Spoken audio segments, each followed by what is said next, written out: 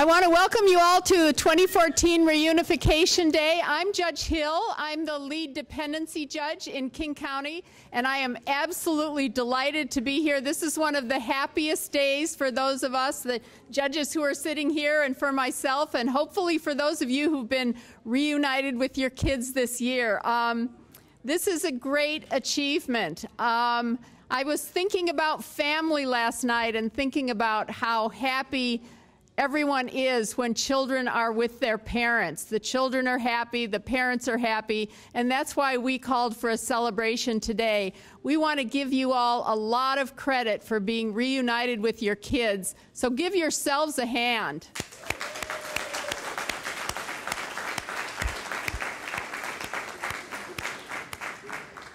Those of us who've worked with you know it's been a tough road, and I'm sure your kids are very grateful to you for doing all the hard work that you've done.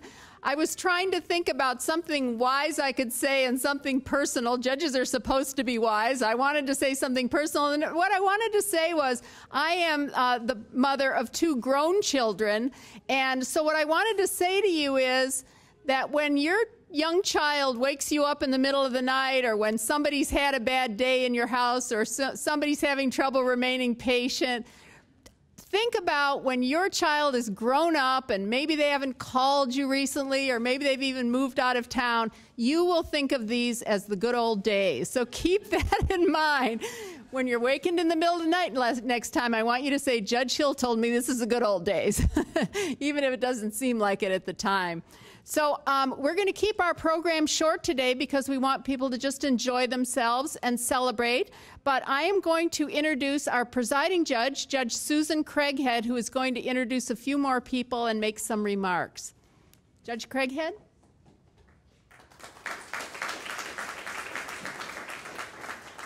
Welcome, everyone. Welcome to King County Superior Court. On behalf of the court, I want to welcome you and I want to congratulate you on your accomplishments. This is truly a remarkable day for each of you, and we are honored to be able to share it with you. I know every parent in this room can appreciate how wonderful it feels to have your children back in your lives and in your homes again. Many of your children are too young to be able to tell you how happy they are to have you back, to be raised by their birth parents. They may never say it, but they are profoundly grateful to you.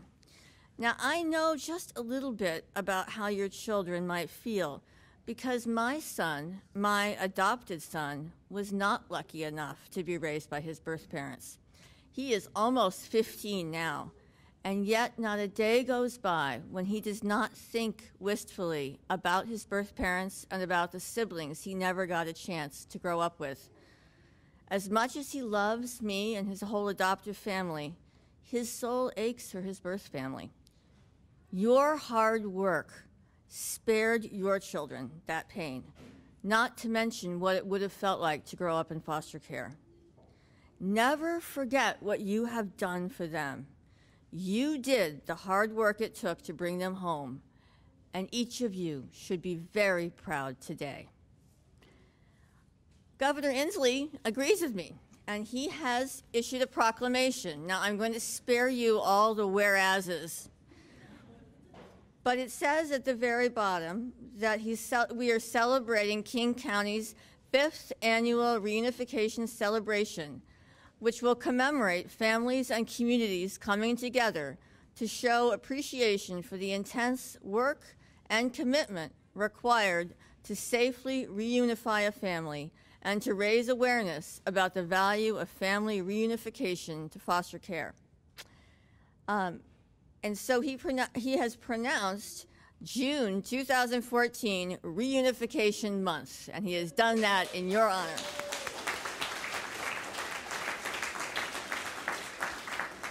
And so my portion of the program has concluded. I'll turn this back over to Judge Hill.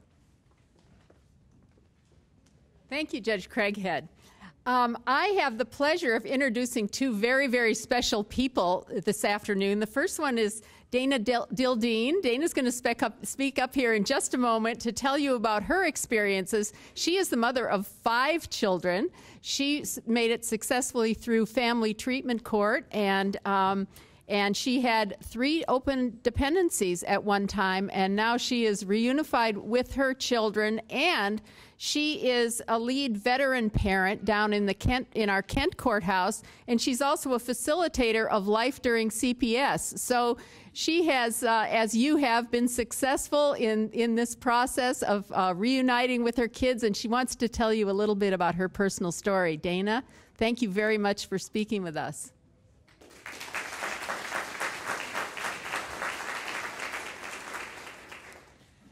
Hello, all.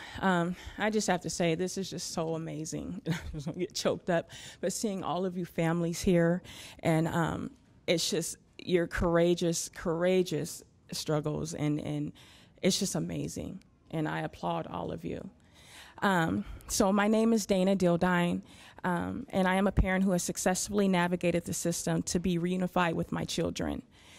I want to start off by honoring all the parents that are here today. By saying I am very proud of you all, and I hope that you're all proud of yourselves. We have all come a long way, and today is the day that represents our family's journey. My CPS case was opened due to a severe chemical dependency issue.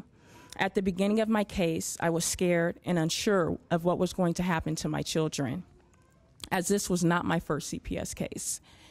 Although I was fearful, I was determined to end this cycle in me and my children's lives. So I became totally honest with myself about my life and where it was going. I reached out for help. It was at that point I was able to really engage in my services and take the tools from those services and implement them in my life and me and my children's lives. I started to gain more confidence in myself and gain more hope for our future. I started making true changes. This whole experience has had an everlasting, life-changing impact on me and my family. It has brought us closer, we are able to communicate effectively, and my children feel safe. Today, we are still engaged in family therapy, and my children are thriving. They have more joy than ever before. I am in school working on an AA in business and working for the Parents for Parents program, reaching out to other parents like ourselves who are navigating the system. I can truly say that today, I believe in myself. Thank you.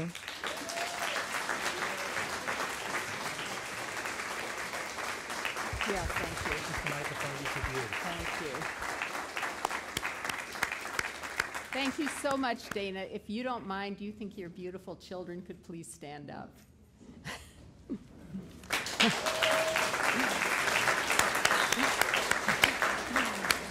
Thank you very much. All right, now I'd like to introduce another amazing person, Jason Bragg. Jason also went through family treatment court successfully and graduated in August of last year. He is also working for the Parent for Parent program and has been doing a terrific job meeting parents in the Youth Services Center in Seattle. Hopefully some of you have met Jason over time, always with a big smile on his face, always willing to help. Jason also runs the Father's Engagement Program for Parent, and so particularly for fathers, he's been such a valuable resource to us. So Jason, thank you so much for your willingness to speak with us today.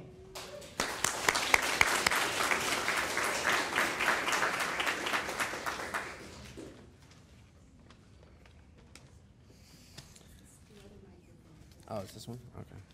Okay. So I just want to start out by saying congratulations to all the reunified families. Like, nothing makes me happier than to see families reunited with their kids and to all come together in like this glorious celebration and accomplishment that you guys have all just gone through. I just want to say that I'm a veteran parent and I got my child returned to me and my case dismissed in October of 2013. Navigating through this difficult process and coming out on top as reunited families is really a huge accomplishment. I know, just as all of you do, what a remarkable and incredible achievement it is. To you and your families, really today is just about celebrating that people do change and that families do reunite. When I was first involved with the department, I was a huge victim. I was angry and very volatile, and everything was everyone else's fault. When I started engaging in services and applying them to my life, that's when I started to experience real change, and I started to feel hope. It was such an amazing feeling to start to feel like I was able to have my child back in my life again. After going through this process, I realized that I have a real passion for helping other families go through the same process, just as all of you just went through. Since then, I've fully immersed myself in helping other families. I sit on committees, facilitate groups, and do numerous things in the community to outreach to families who are going through this process. I would have never dreamed that I would be doing some of the things that I do today.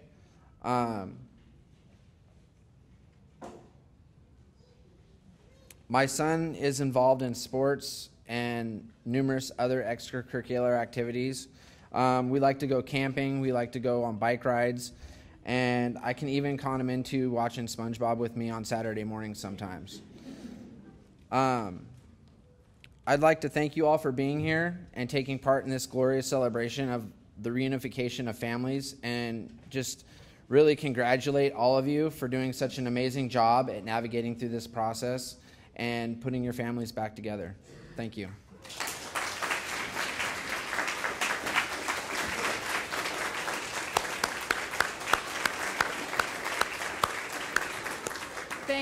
Thank you, Jason, for your inspiring words.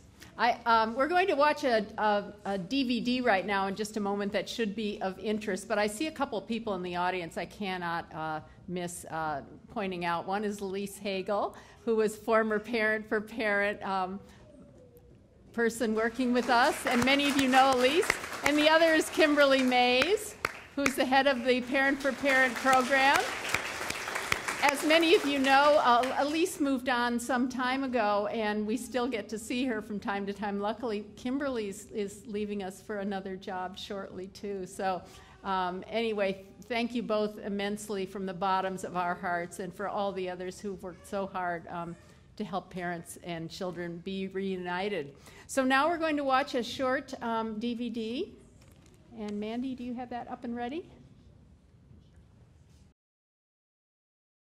When Mia was born, you know, it was surprising for me because I didn't know that she was going to be born, you know. So when she was born, you know, when I first came to her mother's house to visit her, you know, right when I saw her, my heart sank because I'd never seen a baby so small, you know. She was born 2 months early, so she was 3 pounds. Really small, you know, and I was just like, woo. You know, I just, you know, was praying to God that nothing would be wrong with her and that would change my life. And I just want her to have, you know, she didn't deserve to be in a situation where she had parents on drugs or be in any kind of unsafe situation. So I just wanted her to be safe from then on, you know, and I wanted to change my life. So, you know, I took care of her for 8 months, you know, before I got to the point where I wanted to turn myself into drug court.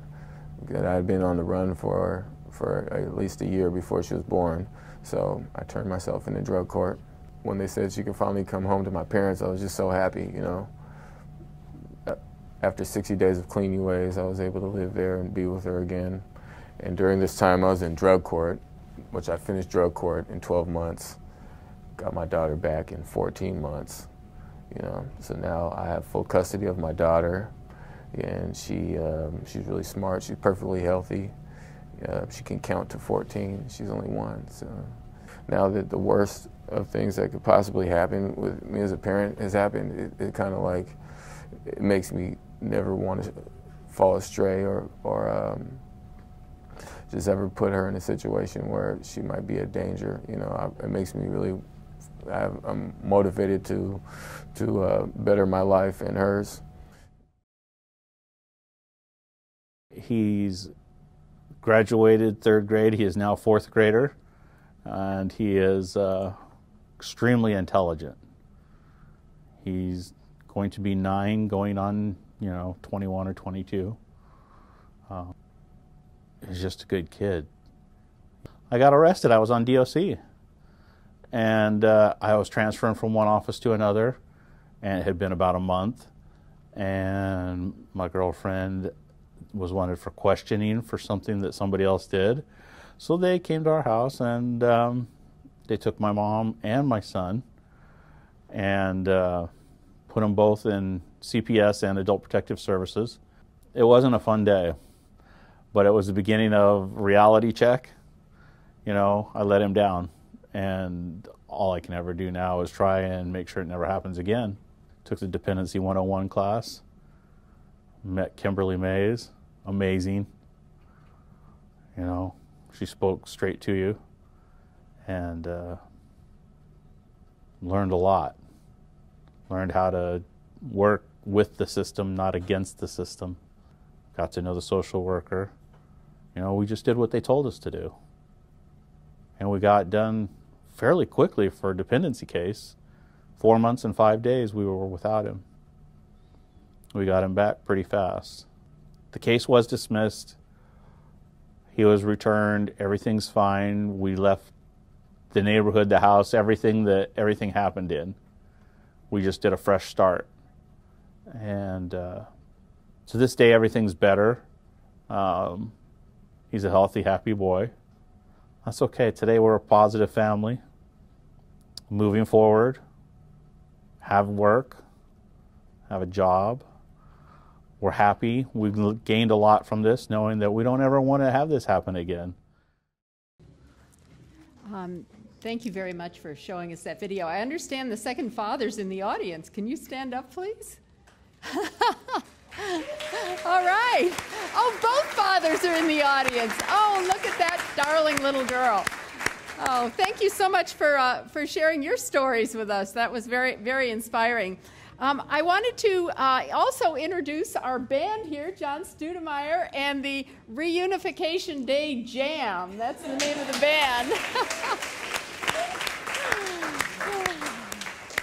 For your information, John happens to be married to one of our Superior Court judges, Lori K. Smith, so aren't we lucky to have music in the house? Thank you.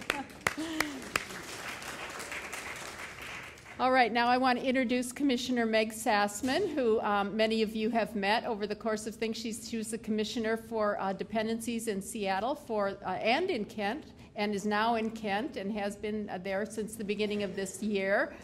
She has also been the chair of the Reunification Day Committee, and so I'd like you to thank her right now before she even speaks.